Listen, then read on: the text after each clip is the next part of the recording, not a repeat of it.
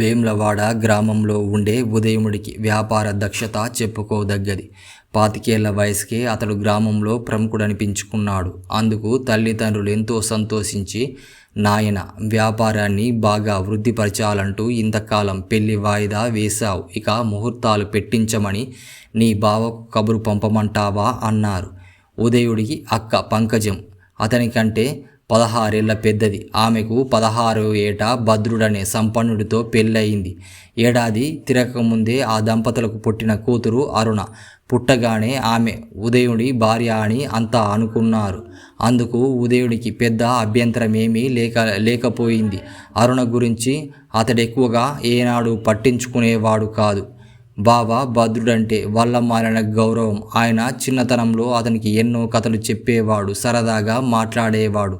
అతడంటే ఆయనకు చాలా ఇష్టం. ఉదయుడు గ్రామానికి దూరంలో గణపురం అనే గ్రామంలో ఉంటున్నాడు. అక్కడ ఆయనకు లంకంత ఇల్లు ఉంది. 25 ఎకరాల పొలం ఉంది. 10 మందిలో మంచి పేరు ఉంది. అరుణ తర్వాత 2 కొడుకులు కలిగారు భద్రుడికి. ఇప్పుడు తల్లిదండ్రులు పెళ్లి ప్రసక్తి తేగానే ఉదయముడికి అంతా మీ ఇష్ట ప్రకారం కానివ్వండి అంటూ తన అంగీకారాన్ని తెలిపాడు. అతడికి తల్లిదండ్రులు వెంటనే ఆ విషయాన్ని భద్రుడికి కబురు పంపారు. ఇప్పటికీ 5 ఏళ్ల క్రితం భద్రుడు సకుటుంబంగా అత్త మామల ఇంటికి వచ్చాడు. అప్పుడు ఆ అరుణ గ్రామం చుట్టూ ఉన్న పొలాల్లో తోటలు చూపిస్తూ ఉదయుని చుట్టూ తిరిగింది. ఉదయుడు ఆమెను బొత్తిగా పట్టించుకోలేడు సరికదా. తనను విసిగించవద్దని మందలించాడు. తన వ్యాపారం గొడవలే తప్ప ఇతరులు చెప్పేది వినాలనే ధ్యాస అతనికి లేదు. ఈ ధోరణి చూసి అప్పట్లో 15 ఏళ్ల వయసులో ఉన్న అరుణ ఎంతగానో నొచ్చుకుంది. 15 మేనమామ అంటే బాగా కోపం కలిగింది. ఆ కోపం ఇప్పటికీ అలాగే ఉండిపోయింది. 2 ఏళ్ల క్రితం ఉదయుడు తల్లిదండ్రులు గణపురంలో కూతురి ఇంటికి 4 రోజులు ఉండి వెళ్దామని వచ్చారు.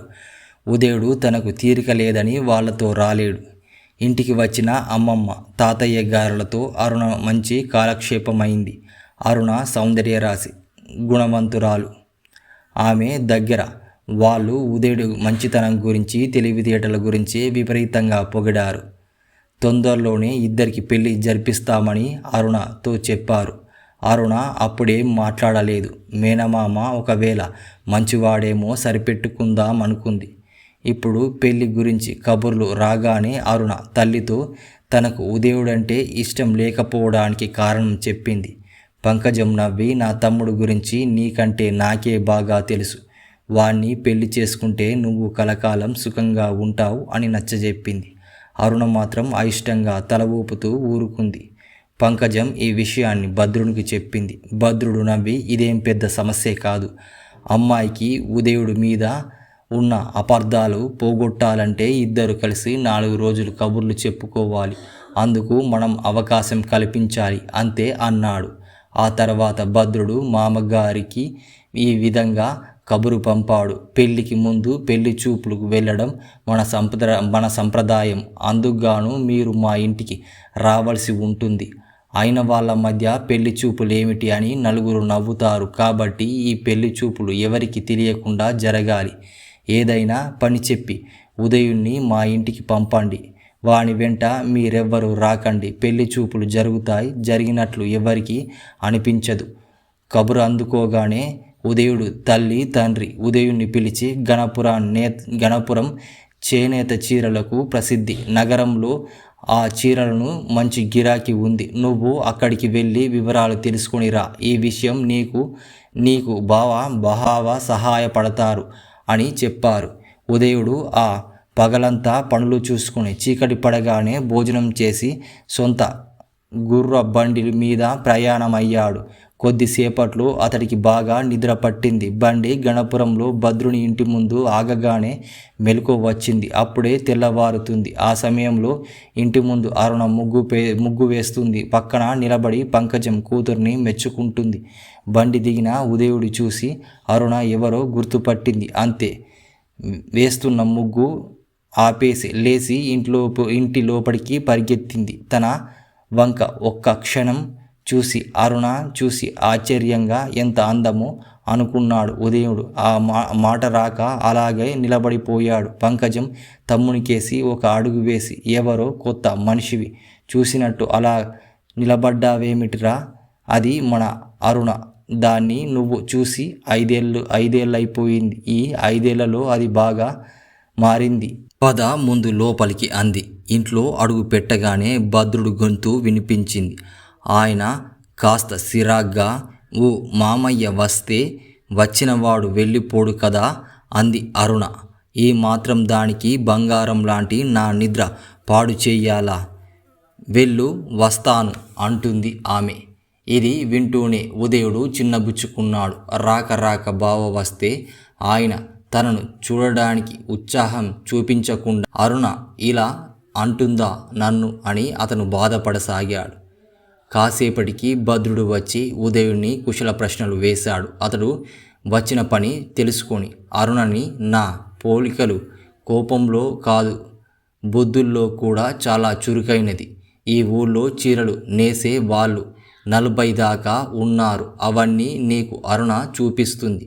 ఊళ్ళో దానికి తెలియనిదంటూ లేదు అన్నాడాయన. స్నానం పలహారం అయ్యాక ఉదయుడు అక్క కొడుకు లిద్దరితో మంచి కాలక్షేపం అయింది. వాళ్ళు ఉదయుణ్ణి ఓ పట్టణ విడిచిపెట్టేలా లేరని గ్రహించిన భద్రుడు పిల్లలకు ఏవో పనులు పురమాయించి నేత చీరల విషయం ఉదయునికి సహాయపడడానికి అరుణను పంపాడు. అరుణ తనతో మాట్లాడడానికి రాగానే ఉదయుడికి ప్రపంచం మర్చిపోయాడు. ఆమె తన ఊళ్ళో నేసే నేత చీరలను పొగుడుతుంటే ఉదయుడేమో కట్టిన బట్టలు మెచ్చుకున్నాడు. అక్కడ చీరలు అందాలు అరుణ వివరిస్తుంటే అతడేమో అందాన్ని పొగడసాగాడు. అతడు తాను చెప్పేది సరిగ్గా వినడం లేదని అతన్ని చూసి గ్రహించిన అరుణ సిగ్గుపడింది. ఆ రాత్రి ఇంటి డాబా మీద పడుకుని ఉదయుడు తెల్లవారుతుండగా వచ్చి నిద్రలేపింది అరుణ. అంతలో కింద నుంచి ఎవరో పిలుపు వినిపించింది.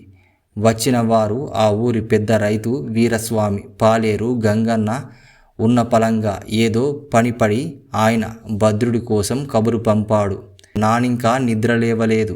గంగన్న వెళ్ళి లేపు అంది అరుణ. కొద్ది క్షణాల్లోనే భద్రుడి గొంతు వినబడింది. తనకు నిద్రభంగం చేసినందుకాయన గంగన్నపై విరుచుకుపడి నానా మాటలు అన్నాడు. తర్వాత లేచి కొంతసేపటికి ఏదో ఓర్పుగా గంగన్న చూస్తూ ఉన్నాడు. మీ బాబా సలహా లేనిదే ఊళ్ళో వాళ్ళు ఏ పని మొదలు పెట్టరు. ఆయనంటే అందరికీ చెప్పలేనంత గౌరవం అన్నది పంకజం తమ్ముడితో గర్వంగా. ఆ రోజు కూడా ఉదయుడు ఊళ్ళో చేనేత చీరలు చూడలేదు. అరుణ అతని వెంట పెట్టుకొని పోయి ఊరు పొలిమేరలో శిథిలమైపోతున్న కొన్ని జమీందారు కట్టడాలు చూపింది.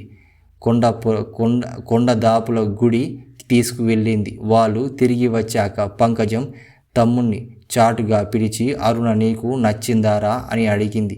ఉదయుడికి అరుణ నచ్చింది, కానీ ఆ మాట చెప్పగానే తటపటాయించాడు. అరుణంతా తండ్రి పోలికే అంటున్నారు, ఆయనేమో మహా అహంకారిలా ఉన్నాడు. ఆ పోలికే అరుణకు వస్తే సమస్యే కదా. పంకజం తమ్మునికి బదులు చెప్పమని నొక్కి చెప్పలేదు. ఆమె కూతుర్ని కూడా చాటుగా పిలిచి అమ్మాయి నీకు నచ్చాడా అని అడిగింది. అరుణ ఉదయుడు నచ్చాడు, కానీ 5 ఏళ్ల క్రితం కలిగిన కోపం దురభిప్రాయం ఇంకా తొలగిపోలేదేమో, అందుకని తల్లికి బదులివ్వలేదు. ఆ రాత్రి భోజనమయ్యాక అంతా కబుర్లు చెప్పుకుంటూ ఉన్నారు. బసవయ్యనే వాడు వచ్చి భద్రుడితో అయ్యా పొలంలో బావి తవ్వబోతున్నాం, తెల్లవారుజాములో ముహూర్తముంది, తమరు తప్పక రావాలి అన్నాడు. నేను రావడం కుదరదు అన్నాడు భద్రుడు. తమరికెప్పుడైనా వీలు ఉంటే చెప్పండి, అప్పుడే ముహూర్తం పెట్టించుకుంటాం. తమరు లేకుండా మాత్రం పని ప్రారంభించం. తమది చల్లటి మనసు, తలపెట్టిన పని జయమని అవుతుంది. తమరు పక్కన ఉండాలి అన్నాడు బసవయ్య. అయితే నన్ను నిద్ర లేపడానికి రేపు తెల్లవారుజామున ఎవరినైనా పంపు అన్నాడు భద్రుడు. ఎవరో ఎందుకు, నేనే స్వయంగా వచ్చి తమరిని వెంటబెట్టుకొని వెళ్తాను. తమరు వస్తేనే అదే భాగ్యం అని బసవయ్య వెళ్ళిపోయాడు. ఇది చూసి ఉదయుడు చుట్టూ పట్టుకున్నాడు. బావా, తెల్లవారుజామున నిద్ర లేపితే నీకు ఎక్కడ లేని చిరాకు వచ్చి విరుచుకు పడతావు కదా. ఈ బసవయ్యను మళ్ళీ తెల్లవారుజామున రమ్మని ఎందుకన్నావు? ఏదో వంక పెట్టి తప్పించుకోవచ్చు కదా. ఏ మధ్యాహ్నమో ముహూర్తం పెట్టించవచ్చు కదా అన్నాడు. భద్రుడు పెద్దగా నవ్వి, తెల్లవారి నిద్రలేస్తే ఎవరో ఒకరి మీద విరుచుకుపడకపోతే నాకు రోజంతా సంతృప్తి ఉండదు. అస్తమానం ఒకరి మీదే విరుచుకుపడితే సహించరు కదా. అందుకని నేనే మనుషుల్ని మార్చి ఏర్పాటు చేసుకుంటాను. ఈసారి బసవయ్య వచ్చాడు, మంచిదే కదా. వాడి మనసు తృప్తి, నా పని అయిపోయింది అన్నాడు. ఇది విని ఉదయుడు ఆశ్చర్యపోయి, బావా, ఆ చిరాకు నీ దినచర్యలో ఒక భాగం అని నువ్వు ఇంత చెప్పిన తర్వాత నాకు అర్థమైంది. లోగడ నీ చిరాకు వ్యక్తి పట్ల చిరాకు అపార్థం చేసుకున్నాను అన్నాడు. అలాగా అని భద్రుడు ఒక క్షణం ఆగి, ప్రతి మనిషిలో కొన్ని లోపాలు ఉంటాయి. మనిషికి దూరం నుంచి చూస్తే ఆ లోపాలు దుష్ప్రవర్తనలు కనబడతాయి. దగ్గర నుంచి చూస్తే అర్థం చేసుకుంటే ప్రతి మనిషి మంచివాడే. అందుకే ఈ ఊళ్ళో ఎంతో చిన్న పని ఉన్న వాళ్ళైనా సరే తెల్లవారుజామున నన్ను నిద్రలేపడానికి ఒకరు కించపరుస్తారు అన్నాడు. తన తండ్రి చిరాకు తనకు అలవాటైపోవడం అదొక లోపంగా కనబడడం లేదని ఉదయుడి విసుగు తండ్రి చిరాకుతో పోలిస్తే ఏమాత్రం బాధ కాదని ఆమెకు అప్పుడు అర్థమైంది. ఆ రాత్రి అరుణ, ఉదయుడు విడివిడిగా పంకజాన్ని కలుసుకొని వారి ఒకరిపై ఒకరి ఇష్టాన్ని తెలియబరిచారు.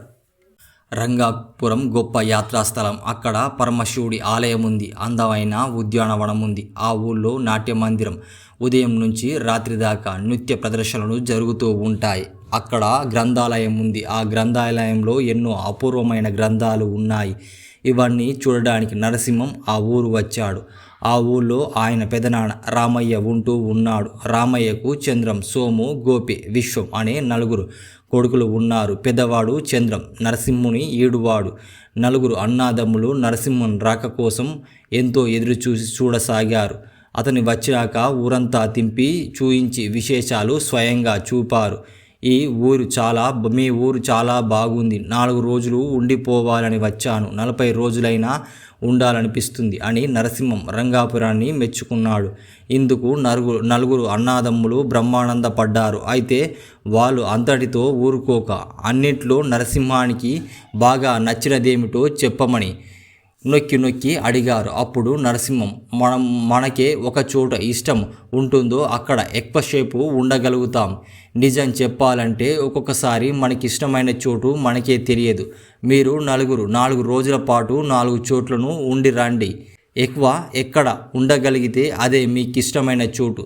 మీకిష్టమైన చోటు తెలిసాక నేను నా విషయం చెప్తా అన్నాడు. ఈ సూచన అన్నాదమ్ములకు నచ్చింది. 4 రోజుల పాటు 4 చోట్ల గడిపి వచ్చారు. అప్పుడు వాళ్ళకు ఒక్కొక్క విషయం తెలిసింది. తమకు నచ్చిన చోట కాక మిగతా చోట్ల కూడా ఆకర్షణగా ఉంది. తమకు నచ్చిన చోట కన్నా మిగిలిన ప్రాంతాల్లో వాళ్ళు అనుకున్న దానికంటే ఎక్కువసేపు ఉండగలిగారు. ఇది విన్న నరసింహం వాళ్ళతో, చూసారా, మీరు అనవసరంగా భ్రమలో ఉన్నారు. ఏ స్థలానికైనా ఏదో గొప్పతనం ఉంటుంది. విశాల హృదయం ఉంటే అన్నీ మనసుకు నచ్చుతాయి అన్నాడు. ఆ సమాధానానికి అన్నాదమ్ములు ఎవరికీ నచ్చలేదు. వాళ్ళు ఏకకంఠంతో, అలా తప్పించుకోవద్దు. నువ్వు కూడా 4 రోజుల పాటు 4 చోట్ల గడిపిరా. ఎక్కడసేపు ఉంటావో అదే నీకు ప్రీతికరమైన చోటు అన్నారు. అయ్యో, ఇంకా మీకు తెలియలేదా? ఈ ఊళ్ళో మనందరికీ ఇష్టమైన చోటు ఒకటే అని తెలిసిపోయింది కదా. ఇంకా పరీక్షలెందుకు అన్నాడు నరసింహం. నిజానికి చంద్రం ఆలయంలోనూ, సోము ఉద్యానవనంలోనూ, గోపు నృత్య మందిరంలోనూ, విశ్వం గ్రంథాలయంలోనూ ఎక్కువసేపు గడిపారు. అందువలన వాళ్ళు నరసింహుని మాటలు తికమకపడి, నీ మాటలకు మాకు అర్థం కావడం లేదు అన్నారు. నరసింహుడు చిరునవ్వు నవ్వి, అలాంటి గొప్ప విశేషాలు రంగాపురంలో మాత్రమే ఉన్నాయనుకుంటున్నారా? ఇంకా ఇంద్రప్రస్థానం, హస్తినాపురం, ఉజ్జయిని, తక్షశిల, అమరావతి, విజయనగరం, శ్రీరంగపట్నం వగేరా ఊళ్ళో కూడా ఉన్నాయి. ప్రతి చోట ఇంతకంటే గొప్పవి ఎంతో ముఖ్యమైన విశేషాలు కూడా ఉన్నాయి. అయినా నేను ఈ ఊరు ఎందుకు వచ్చాను? పెదనాన్న ప్రేమను పొందాలని, పెద్దమ్మ ఆత్మీయతను రుచి చూడాలని, మీతో స్నేహభావం పెంచుకోవాలని. అలాగే ఇక్కడికి నాకు ఇష్టమైన చోటు మీ ఇల్లే. ఎక్కడెక్కడో తిరిగి అక్కడే ఉండిపోం కదా. చివరికి ఇంటికి చేరుకుంటాం. అక్కడే మనం ఉంటాం. మీ ఊళ్ళో మీరెక్కడ ఎంతసేపు ఉన్నా ఎక్కువసేపు ఉండేది మీ ఇంట్లోనే. కాబట్టి మీకిష్టమైన చోటు మీ ఇల్లే. ఈ ఊళ్ళో నాకిష్టమైన చోటు మీ ఇల్లే కాదంటారా అన్నాడు. నలుగురు అన్నాదమ్ములు అవునన్నట్లు సంతోషంగా తల ఊపారు.